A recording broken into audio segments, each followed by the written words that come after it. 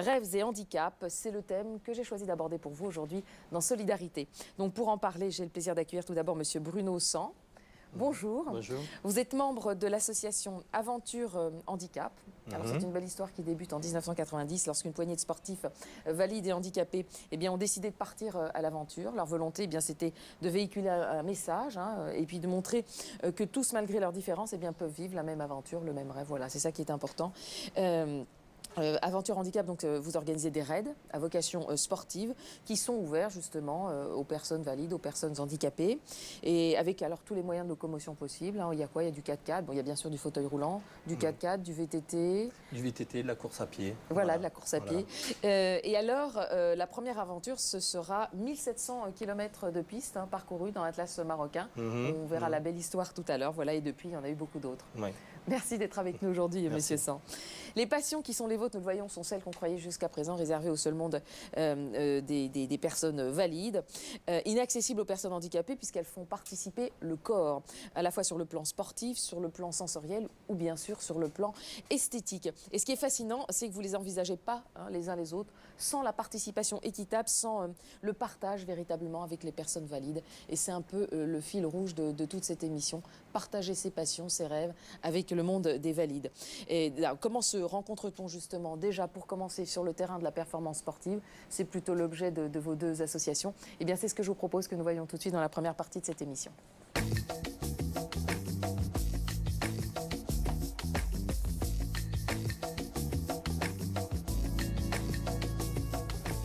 Alors, Bruno Sang, l'histoire d'Aventure Handicap commence dans un centre de rééducation où les membres du personnel avaient partagé déjà une passion pour les grands espaces, pour le Maroc.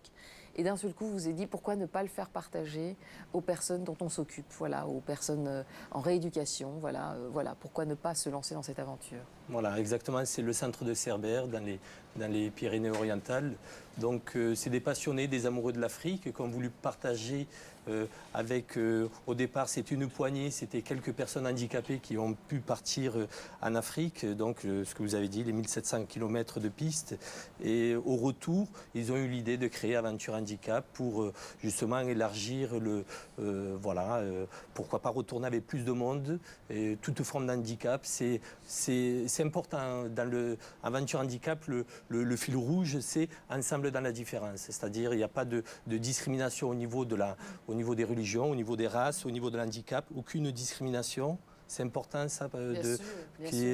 Bien sûr, parce que il ne faut pas être sectaire dans l'handicap, voilà, c'est important. Il faut effectivement rayonner très très large. C'est en gros la lutte contre la discrimination des différences. Complètement, oui. Parce qu'on peut, moi il me semble qu'on est crédible que quand il y a une acceptation de toute forme d'handicap, ça paraît difficile aux yeux du grand public de défendre une cause si on discrédite nous-mêmes en tant qu'handicapés une autre forme d'handicap. Ça c'est important de... Et vous-même, vous étiez en rééducation Non, j'ai jamais été à Cerbère. J'ai connu Aventure Handicap était créé en 90. Je suis arrivé à Aventure Handicap beaucoup plus tard, en 99. Bon, j'ai fait pas mal de raids depuis avec eux.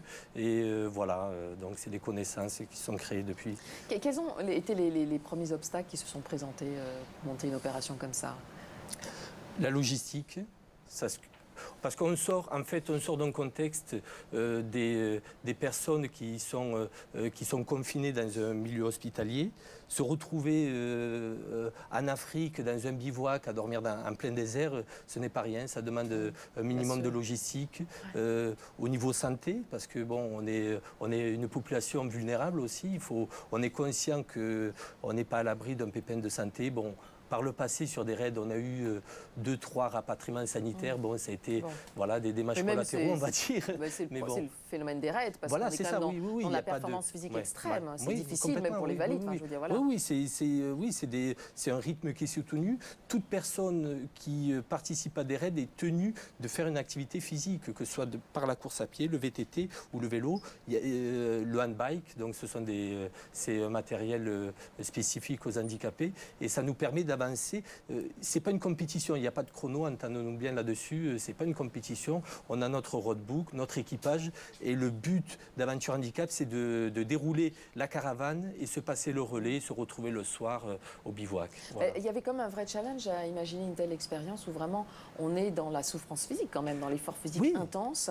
Et donc c'était quand même audacieux de se dire qu'on allait peut-être infliger cette souffrance supplémentaire à des personnes déjà qui sont en situation de souffrance parce que handicapées. Vous voyez que c'est peut-être pas simple à mettre en place et surtout pour convaincre les partenaires, etc., de vous suivre dans l'aventure. Oui, mais c'est là le challenge et puis c'est valorisant. Imaginez une personne qui se retrouve en centre d'éducation, qui se retrouve cabossée, comme dit le monsieur. Donc c'est une vie qui change, il faut écouter son corps, c'est une nouvelle vie qui démarre. Et il y a eu des gens, on a mené notamment une population jeune, handicapée, faire un bivouac en plein désert. Ça faisait peut-être 6 mois que ces personnes-là étaient en fauteuil. Donc c'est des gens qui reviennent complètement galvanisés. Voilà, donc on les sort de ce contexte hospitalier à se retrouver à dormir sous une tente en plein désert. Bon, il y a quand même, on part toujours avec un médecin, une antenne médicale, une infirmière, mais cette personne-là, qu'elle revient, c'est une nouvelle vie qui démarre. Daniel Buffard, votre histoire à vous avec les montagnes du silence, on est aussi dans la performance physique, hein, quand même. Sauf que là, ça se situe surtout, le handicap dont souffrent les participants est sur le plan sensoriel, mais on a besoin, c'est plus difficile d'aborder la montagne quand on n'entend pas, d'une certaine façon. Vous aussi, ça vous a paru fondamental tout de suite que cette aventure soit partagée par des valides et par des personnes handicapées, des personnes malentendantes? Oui, c'est très important parce que, comment dirais-je, le monde des sourds, c'est un monde qui est très fermé, transparent, c'est-à-dire que le monde des entendants et le monde des sourds vivent en parallèle et il y a très peu de ponts. Et c'est vrai qu'au travers des montagnes du silence, on veut absolument... Les sourds, on a envie de communiquer, on a envie d'échanger. Et c'est vrai qu'au travers des montagnes du silence, ce pont est très, très, très important. Qu'est-ce que vous pensez l'un et l'autre, déjà vous, Bruno, justement, du concept handisport? Où là, bon, on pose dès le départ que c'est réservé aux personnes handicapées. Quelles sont les limites de ce concept et au contraire, quel peut être son intérêt malgré tout? Les limites, c'est toujours cette barrière dans le monde du sport en général, des fédérations. D'un côté, le monde handisport et de l'autre côté, le monde valide qui pratiquent la même activité mais qui forcément ne se rejoignent pas. Donc c'est là un peu le problème. Alors on est beaucoup à vouloir faire tomber ces barrières pour essayer de se retrouver autour d'une activité, d'une même activité pratiquée. Et c'est l'échange. Mais quitte à ce qu'au moment de la compétition, peut-être, effectivement, il y ait 2 compétitions, mais qu'il y ait beaucoup plus, en temps d'entraînement, beaucoup plus de partage pour une même discipline entre les personnes handicapées et les personnes valides. C'est important. Oui, c'est important. C'est tomber des barrières, c'est des tabous, il faut se retrouver à un moment donné. Je crois que c'est important. Nous, en tout cas, on ne peut réaliser les raids Aventure Handicap qu'avec l'aide des valides. On est conscient de ça. Toute cette logistique, sans l'aide de valides, c'est impossible. Donc, alors, qui aide qui, justement? Qui aide qui et de quelle façon sur le terrain? Moi, à point de vue, dans ma position de personne handicapée, on a besoin des valides. Et eux, bon, c'est difficile. Là, il n'y a pas de membres d'Aventure Handicap valides présents sur le plateau, mais il faut, d'après ce qu'on entend dire, de nous voir, de nous dépatouiller dans le désert avec nos fauteuils, nos vélos, moralement, ça leur donne la pêche aussi. Et vous, qu'est-ce que vous leur apportez à eux? Qu'est-ce qu'ils vous en disent de ça? C'est ça. C'est une image de l'handicap qu'ils ne connaissaient pas. Souvent, c'est des gens qui arrivent, ils ne connaissaient rien à l'handicap. C'est un changement du regard sur le handicap. C'est ça. Et c'est déjà un premier obstacle franchi, même c'est briser une première la glace, victoire. C'est une victoire. Il y a beaucoup de gens qui sont arrivés à Aventure Handicap, ils ne connaissaient rien au monde de l'handicap et ils ont découvert l'handicap dans les raids et il y a ce partage. Je crois qu'on est tous un peu dans cet esprit-là, d'échange de partage. Alors comment s'affronte-t-on justement, on le disait, dans un contexte de performance physique lorsque chacun présente des particularités physiques si différentes? Comment parvient-on, malgré le handicap, au bout de son rêve, jour après jour? Comment partage-t-on l'expérience folle de la journée, soir après soir, au bivouac? Eh bien, explication en très belles images.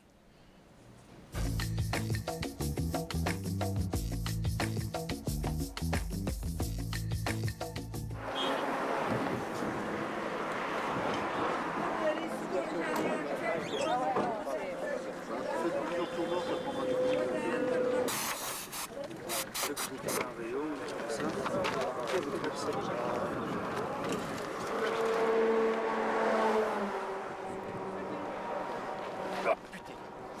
a foiré, c'était pas le bon. Octobre 2004. À la sortie de Nouakchott, quelques villageois ont assisté à une scène inattendue. La longue rivière d'asphalte, qu'est la route de l'espoir, a charrié jusqu'ici une drôle de caravane qui a fait halte au matin. Pris dans les vents de sable, les équipages d'Aventure Handicap préparent le départ du premier relais sportif d'un raid peu commun. Allez David. Allez, on y va.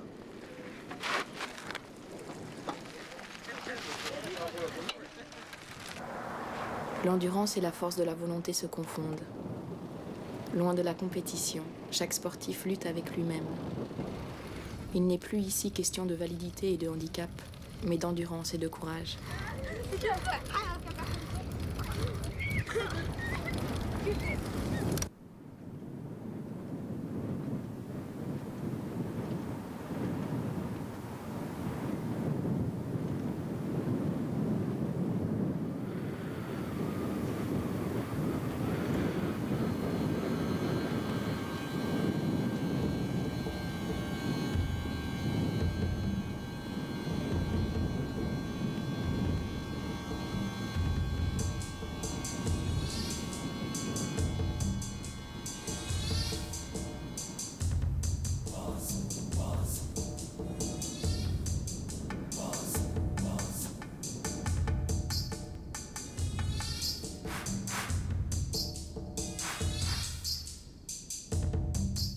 Le jour que je suis arrivée, en fait, j'ai demandé un truc à... Je sais plus c'était quoi la situation, mais en fait, ça a clôturé sur le fait que j'avais pas l'impression du tout que Bruno était en fauteuil. Tu vois l'handicap par rapport au matériel. Ce qui est rigolo, c'est comme disait Thierry, c'est vrai, c'est quand tu charges le handbike, quand tu charges le fauteuil, mais le rapport avec l'homme, tu le ressens pas. Le but de tout ça, je crois que c'est pour c'est d'abolir toutes ces barrières. Quoi.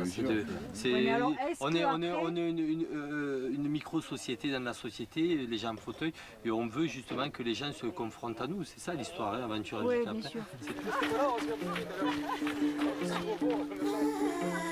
Après 8 jours intenses, toute la caravane se retrouve réunie à Nouakchott, avant le retour en France.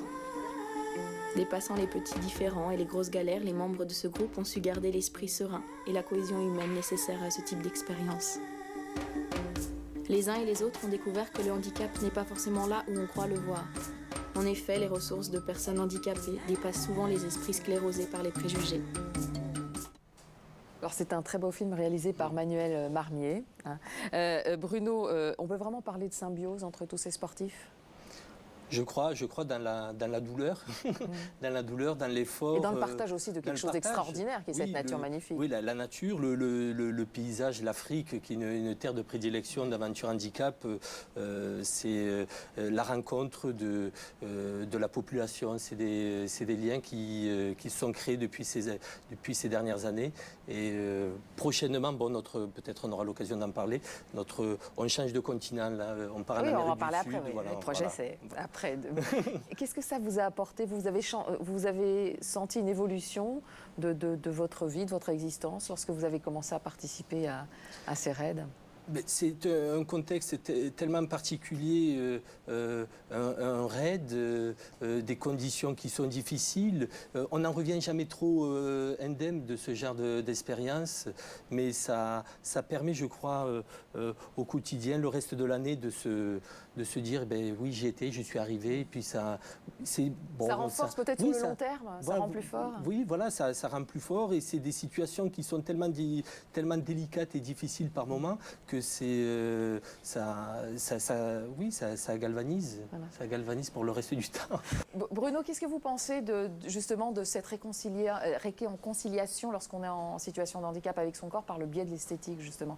Parce que là aussi, c'est très audacieux. Il y avait d'un côté la performance physique avec vous, mais il y a aussi l'esthétique. Ça aussi, c'est vraiment une montagne à franchir. L'esthétique, c'est-à-dire par rapport à notre handicap Oui, c'est ça, se dire, voilà, la mode, la beauté, où il faut être parfait. Même les valides se disent toujours qu'on est toujours beaucoup plus moche que les mannequins des magazines, de toute façon. Et donc, Et c'est aussi une façon de se réconcilier avec peut-être son corps, avec ses limites avec physiques, l'image, voilà. avec l'image qu'on donne de soi. Oui, c'est encore là aussi, c'est encore notre domaine. C'est pas évident d'arriver à se faire accepter, puisque oui, c'est toujours dans ce rapport, après un accident, on est blessé dans son âme, dans sa chair, et c'est se redécouvrir son corps, voilà, ne pas le cacher, quoi, ne pas cacher le fait aussi de changer son handicap. Son regard sur soi-même de façon plus positive, ça va aider aussi, parce que ça, on ne voit pas, mais déjà, changeant faire changer le regard des autres, peut-être. Complètement, je crois. Moi, à titre personnel, ça fait 22 ans que je suis en fauteuil à la suite d'un accident d'escalade, et j'ai vu dans notre société une évolution, et justement le regard des gens a changé, parce qu'ils sont habitués, c'est les mœurs qui évoluent, ils sont habitués à voir de plus en plus de gens handicapés, et c'est l'image aussi qu'on projette de soi-même, je crois. Bruno, alors, où est-ce que vous allez emmener vos raideurs l'année prochaine? Projet magnifique, là aussi. Voilà, donc jusqu'à présent, le terrain de la destination de prédilection d'Aventure Handicap, c'était l'Afrique. Et exceptionnellement, cette année, pour 2007, février 2007, on change de continent. On part en Amérique du Sud, donc le Chili. Voilà, on va approcher la Patagonie, on ne va pas pouvoir y aller parce que le Chili est quand même un grand pays. Donc voilà, on passe 15 jours au Chili avec l'acheminement en avion, toute la logistique que ça comporte. Voilà. Et puis bon,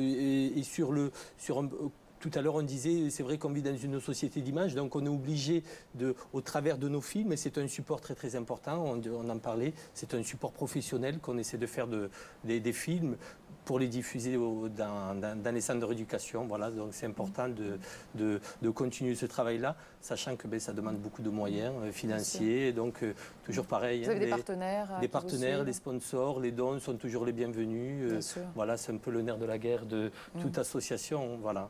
Très bien. Et on peut s'inscrire encore pour le Raid Chili, c'est bouclé, ça fait quasiment... Vous partez quand? À quel moment? Février, voilà. C'est l'été là-bas, normalement. Voilà, c'est l'été. C'est la période limite. Normalement, on devrait avoir beau temps. C'est 2 ans de préparation. Il y a eu une reconnaissance en amont qui s'est faite l'an dernier. Et c'est bouclé depuis le mois de juin. Voilà. D'accord. Bon, 45 personnes. On a à peu près une quinzaine de personnes en fauteuil sur le raid avec nos amis, nos Sherpas valides qui sont là pour nous soutenir. Bon, je me réjouis déjà de vous recevoir dès que vous aurez été faire ces belles aventures, nous en parler dans Solidarité.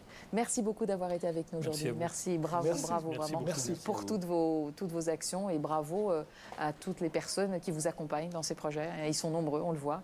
Et bien voilà, moi je vous souhaite à toutes et à tous une très bonne fin de journée sur Direct 8 et je vous dis à la prochaine fois. Ciao.